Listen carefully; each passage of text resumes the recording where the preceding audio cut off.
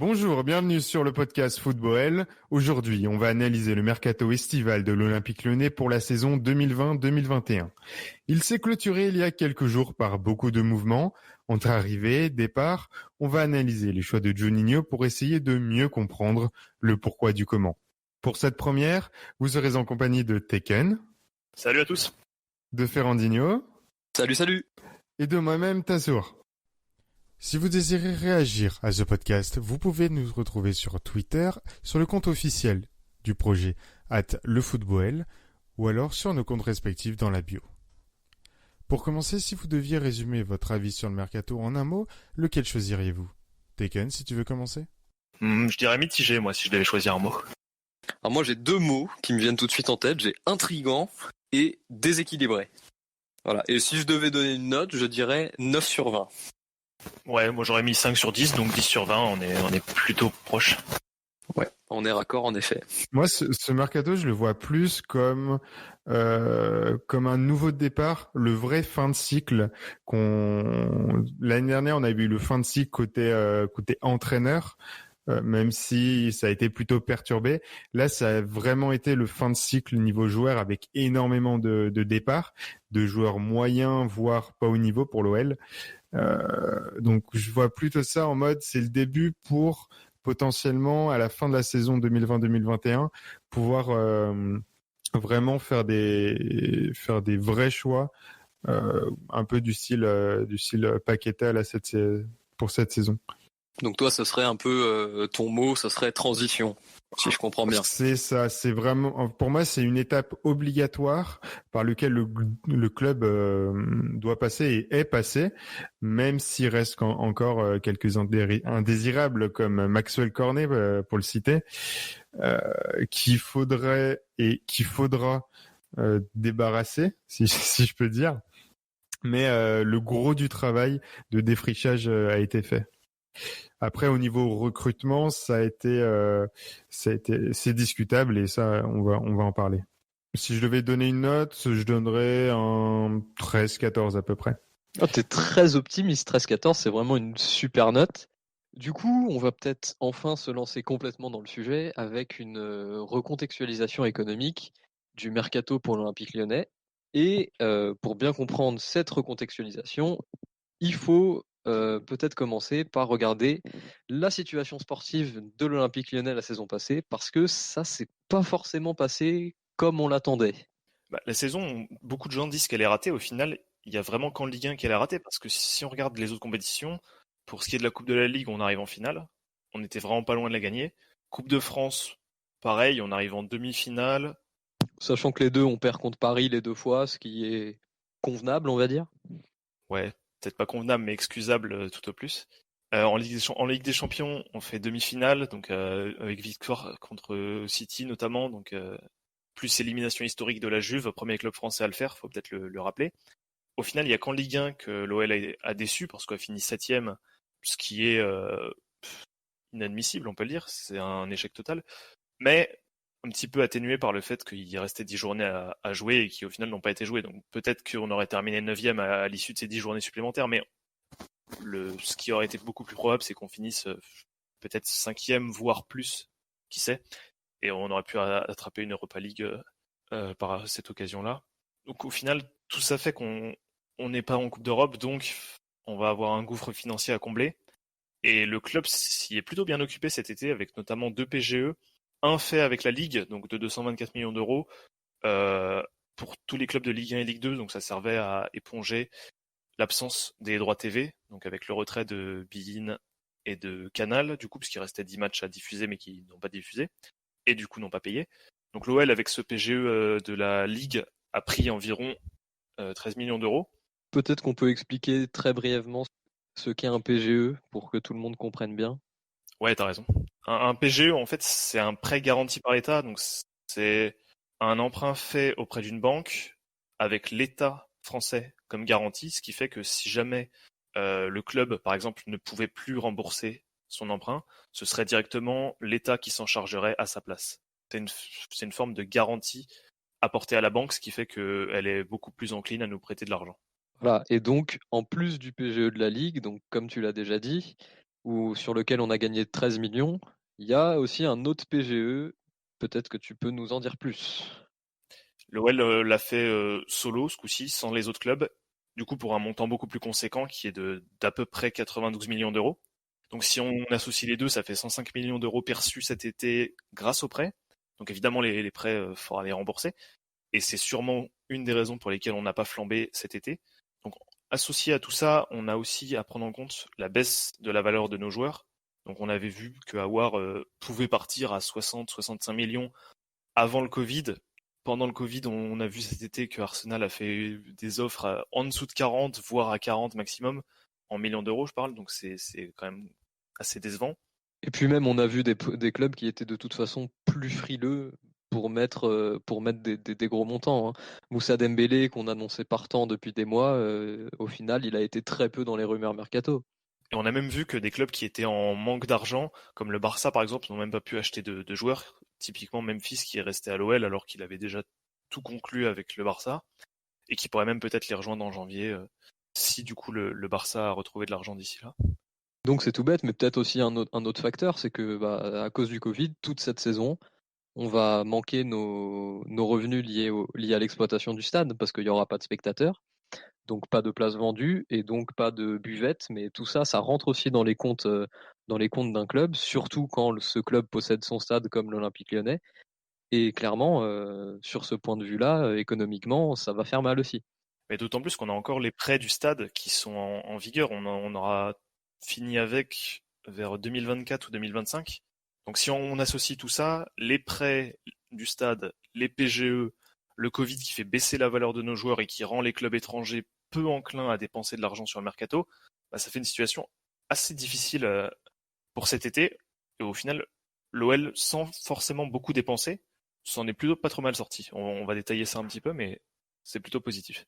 On sait du coup que ça traîne pendant encore quelques années. D'ici 2024-2025, ces prêts-là devraient être remboursés dans leur intégralité. Donc, si on ajoute à cela du coup le remboursement des PGE, donc qui vont s'échelonner sur 5 ans à partir de 2021, bah, autour de 2025-2026, on devrait vraiment avoir la finalité du club au niveau financier qui devrait être prête. Donc avec une marge de manœuvre sur le marché qui va être décuplée. Parce que parallèlement à ça, on aura un stade duquel on est 100% propriétaire, donc automatiquement toutes les rentrées d'argent qui seront générées par le stade seront 100% au club. Donc ça va être... Rentrée qu'on n'aura pas d'ailleurs cette année à cause du Covid et donc du manque de spectateurs dans les tribunes. Exactement, les huis clos empêchent une partie des recettes, si ce n'est la quasi-totalité, parce que l'OL, je crois que contre Marseille, il n'y avait que 1000 spectateurs. Donc voilà, tout ça, c'est des trucs qui nous embêtent un petit peu au niveau financier, mais justement, les PGE ont servi à quand même pouvoir faire des achats et quand même survivre à la crise, contrairement à d'autres clubs qui ont été obligés de vendre des joueurs sans même pouvoir acheter. Tout le monde n'a pas la même chance. Ouais, on pense à Bordeaux, par exemple, qui a fait un recrutement avec 0 recrue, du coup. Et qui pouvait clairement pas se permettre de dépenser le moindre centime sur ce mercato. C'est là où c'est intéressant la vision un petit peu économique que Aulas a et a eu il y a quelques années de construire le stade, c'est d'avoir un vrai actif et de pouvoir un petit peu se décrocher des recettes dues aux droits télé qui on le voit là actuellement avec Mediapro, crée une vague de panique dans le foot français, parce que pour beaucoup de clubs, que ce soit Bordeaux, comme tu viens de le dire, Marseille ou pratiquement toute la Ligue 1 et les ligues inférieures, s'il n'y a pas de revenus télé, eh ben, tous les clubs sont en crise et des dépôts de bilan vont être obligatoires. Exactement. Et on peut rajouter aussi, pour clore le chapitre un petit peu financier avant d'aborder exclusivement le sportif, l'absence de qualification en Coupe d'Europe. Donc, petite formule qui est chère à Jean-Michel Aulas, mais ce coup-ci, on n'y aura pas droit. Donc, du coup, ça fait un manque à gagner qui est quand même conséquent. Ça se chiffre en dizaines de millions d'euros. Également, les droits TV de la saison qui vient de s'écouler, notamment en Europe. Donc, l'UEFA a décidé d'amputer de prélever en fait une part de l'argent des droits TV de l'année 2019-2020 en prévision pas en prévision, mais puisqu'on n'a pas pu terminer la saison avec du public et que tout ça a été un petit peu perturbé, ils ont voulu garder une petite part ils ont baissé les récompenses totales d'argent. Donc tout ça, du coup, ça nous fait des dépenses et des possibilités sur le mercato qui étaient limitées, ce qui va peut-être expliquer certains choix et aider à comprendre un petit peu la stratégie de l'OL sur ce mercato. Après avoir abordé le mercato d'un point de vue économique, on va maintenant passer à un point de vue plus sportif avec l'effectif qui a pas mal évolué, Ferrandinho. C'est sûr que on a eu sur l'espace de 1 ou 2 semaines un dégraissage de l'effectif qui a été absolument ahurissant, avec des joueurs qui étaient pas complètement indiscutables, peu efficients sportivement et qu'on a depuis des années et on essaye de les refourguer mais on n'y arrive pas. Donc sur ce point-là, honnêtement, c'est une réussite totale qui a été réalisée. On pense bien sûr au Raphaël, au Tété, au Marsal, tous ces joueurs-là qui ont enfin trouvé une porte de sortie et honnêtement, ça nous fait beaucoup de bien. Je sais pas, SJ, si tu as un avis peut-être sur les recrues, notamment la recrue phare, Paqueta par exemple. Alors Paqueta, moi c'est un joueur honnêtement que je demande à voir. On l'a vu à Milan, ça n'a pas été vraiment ça. Il arrivait avec énormément d'espoir placé en lui. Les Milanais avaient dépensé 40 millions et même plus, je crois, parce qu'il y avait des bonus facilement atteignables pour augmenter l'indemnité. Donc il y avait vraiment un gros investissement qui avait été fait sur lui. Au final, en 1 an et demi, il a pas spécialement crevé l'écran. Enfin, même les Milanais le considèrent même comme un flop. À part ses débuts, c'est tout début, effectivement, où quand il est arrivé, il a effectivement été assez performant rapidement, mais après, c'est vrai que ça s'est vite essoufflé. Et après, on le récupère pour 20 millions d'euros, donc j'ai envie de dire, on s'en sort pas trop mal. On aurait pu se le faire refourguer à 28 millions, 30 millions, et on aurait peut-être été perdant. Là, 20 millions, je pense que le prix est plutôt correct. Après, est-ce que ça correspond à une nécessité sportive ? Ça, c'est une grosse interrogation quand même. Tassour, peut-être un mot peut-être pour Lucas Paqueta. Lucas Paqueta au Brésil, c'était vraiment le phénomène. Il a joué notamment avec John Lucas, qui est maintenant qu'on commence à connaître dans notre effectif. Ils ont joué tous les deux à Flamengo et c'était vraiment le milieu de terrain qui était très très performant au Brésil. C'est l'homme YouTubeable un petit peu, Paqueta, on va pas se mentir non plus. Ouais, c'est vraiment la star, la jeune star brésilienne qui arrive en Europe en forme et qui a du mal à s'habituer à la vie européenne, au mode de vie à l'italienne. Et là, il vient à l'OL pour se relancer. On va pas se le cacher. Ça fait, il est arrivé il y a quasi 1 an et demi. À Milan et en Europe. C'était son premier club, Milan. Et pour l'instant, c'est en une dizaine de matchs, un petit peu plus d'une dizaine de matchs, ça doit être 1 but et quelques passes décisives. Autant dire que comparé à ses prestations à Flamengo, ça n'a rien à voir. Et puis quand en 1 an et demi, tu fais une dizaine de matchs, c'est qu'il y a un problème. Après, moi, ce que je peux ajouter sur Paqueta, quand même, c'est que il a un profil. Je parle pas du profil du joueur sportivement, je parle du profil du joueur médiatiquement. Et à l'Olympique Lyonnais, on a forcément besoin aussi de ces joueurs stars, de ces joueurs paillettes, un petit peu qui font rêver. Et je pense que Paqueta en est un, comme a pu l'être Memphis Depay quand il est arrivé il y a quelques années. Et c'est probablement le joueur qu'il a vocation à remplacer, Memphis. Et même s'il est resté là à cause de son transfert avorté au Barça, pour moi, Paqueta, ça va être le remplaçant de Memphis, sur la sphère médiatique au moins. Après, sportivement, à voir. Moi, sur ce côté médiatique, je trouve ça très intéressant ce que fait l'OL ces dernières années et même un petit peu avant sur la volonté de s'inscrire dans le football brésilien. on a eu le retour de Johnny, on a des grandes stars d'anciens joueurs de l'OL brésilienne, et puis là on a qui nous choisit on a contre qui arrive, l'Atlético, quoi. on a Paqueta qui arrive. Dans l'effectif, je regardais, on a à peu près 7-8 joueurs, l'effectif pro, hein, je parle, 7-8 joueurs français et pour 5-6 Brésiliens. Bah, on peut les lister ensemble. On a Jean Lucas, Thiago Mendes, Marcelo, Paqueta, Guimarães et, si on le compte, mais peut-être qu'on le compte pas, Camilo ouais. qui est arrivé l'hiver dernier, mais qui n'est pas vraiment dans le groupe pro, donc on sait pas où on le met celui-là. On va peut-être passer aux autres recrues du mercato maintenant. Et ces recrues-là, clairement, je trouve qu'elles justifient complètement notre premier point qu'on a fait sur le plan économique, avec un mercato où l'OL a essayé d'être malin. Voilà, donc SJ peut-être ou Tassour sur les nouvelles recrues. Moi, je veux bien commencer. Dans le côté malin, parce qu'il y a eu des choix comme le nouveau défenseur algérien qui arrivait libre, ouais, qui était plutôt une surprise, ça avait absolument pas fuité dans les médias.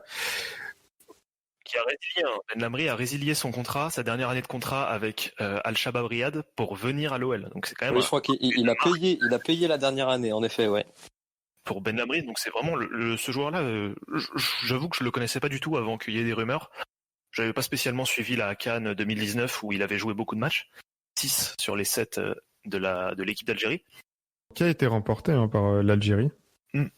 En plus, oui, et Ben Lamri d'ailleurs, quand on a vu quelques vidéos de supporters algériens, on verra si elles sont justifiées ou non, mais qui étaient assez dithyrambiques le concernant, donc avec beaucoup de louanges.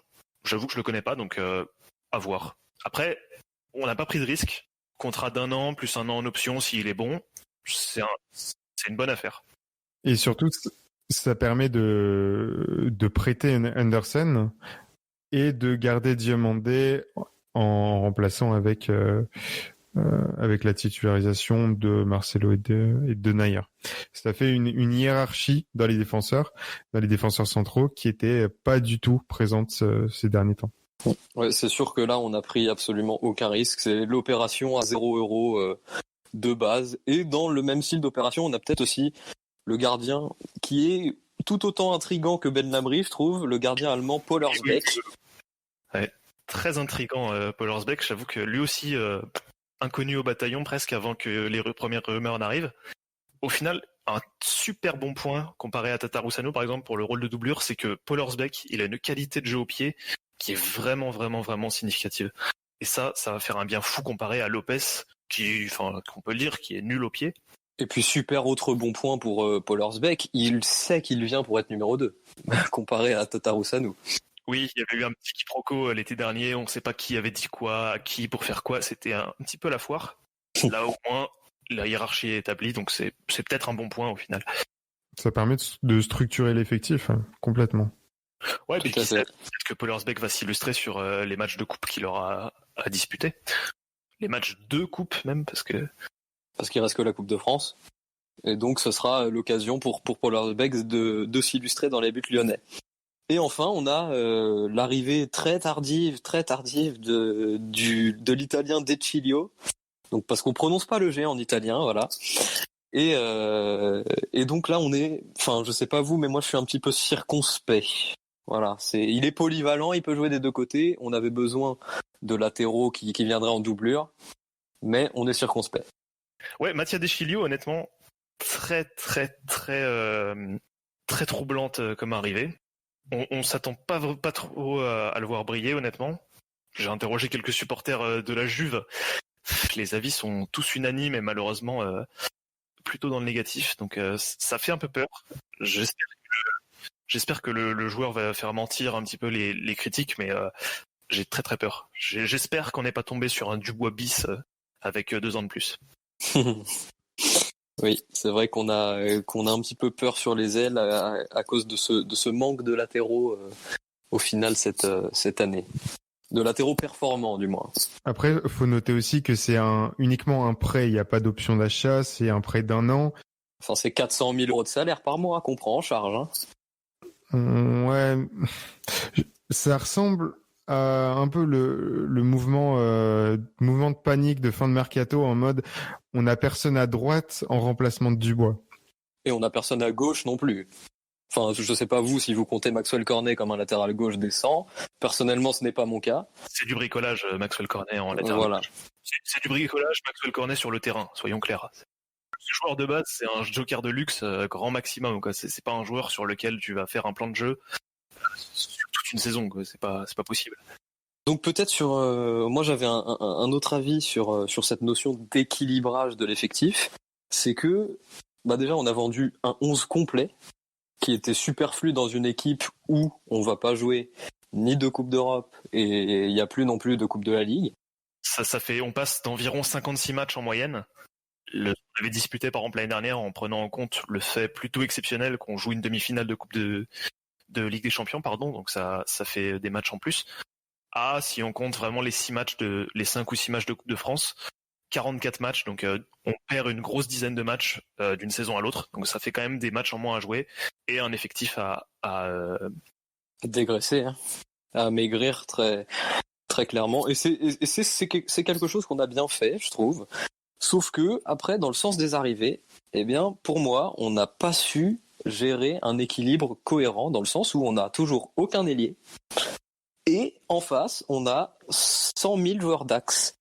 Et pour moi, c'est vraiment un problème parce que on n'est pas encore sûr du schéma tactique dans lequel on va évoluer cette saison, mais on n'a aucune possibilité de jouer sur les ailes.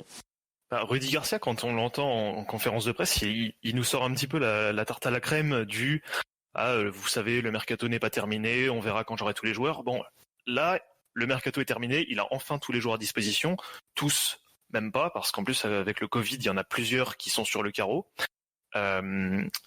Lopez, Pollersbeck, je crois que Barre et Dubois aussi sont touchés. Oui, ouais, les deux. Il y a Cacré qui est blessé, Marcelo qui est blessé, Guimarães qui est suspendu. Pour le match contre Strasbourg. Donc c'est difficile encore pour le match de Strasbourg de prévoir un plan de jeu vraiment cohérent. Ça va être encore à base de bricolage. Peut-être pour le match contre Monaco, le suivant, on aura peut-être un plan de jeu plus travaillé et surtout plus cohérent sur la durée. Au total, c'est 19 départs, si on compte prêts, transferts, qui ont eu lieu à l'OL. Ce qui est quand même énorme. 19, c'est un groupe complet. C'est énorme, 19 joueurs. Pour combien d'arrivées au final, si on liste ça? Il y a qui? Il y a Ben Lamri, ça fait 1, Keita, Habib Keita, le jeune qui vient du Mali, ça fait 2. Pour un total de 7 arrivées, dont Deschilio, Paqueta, ça fait 4, Pollersbeck 5, Oskarsar, le jeune turc, on n'en a pas encore parlé, 6. Toko Ekambi aussi qui a été transféré Définitivement, et je crois que c'est à peu près tout sur ce qui est des arrivées. Ouais. Donc ça nous fait 7 arrivées en gros. Et ce sera tout aussi pour ce premier épisode de ce podcast sur le mercato de l'Olympique Lyonnais. J'espère que vous avez aimé. Si c'est le cas, n'hésitez pas à le partager sur tous les réseaux sociaux.